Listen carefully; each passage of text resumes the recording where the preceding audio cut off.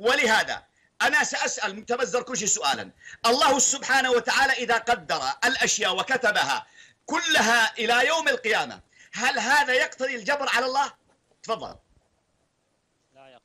لا يقتضي الجبر على الله. سؤال ثاني، هل إذا كتب الله وقدر الأقدار إلى يوم القيامة هل يقتضي الجبر على الإنسان؟ إذا كتبها عنده؟ إيه مكتوبة عنده. لا جميل. لا يقتضي. إذن هنا اسمع ماذا يقول جعفر السبحاني في كتاب البدء.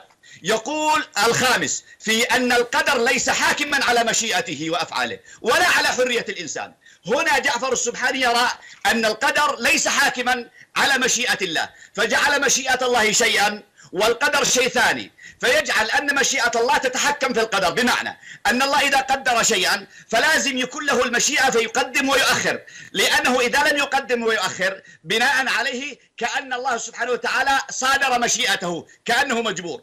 ثم يقول أيضا غير أن الكلام إنما هو في تحكيم القدر على أفعال الله ومشيئته المطلقة فتثبته المجبرة وينكره الشيعة.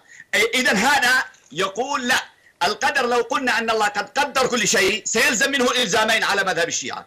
الإلزام الأول أن الله مجبور، والإلزام الثاني أن الإنسان مجبور. فما دام مجتبى الزركوشي الآن قد وافقنا على أن تقدير الله وكتابته كل شيء في اللوح المحفوظ لا يلزم منه الجبر لا على الإنسان ولا على الله سبحانه وتعالى، فقد خالف علماءه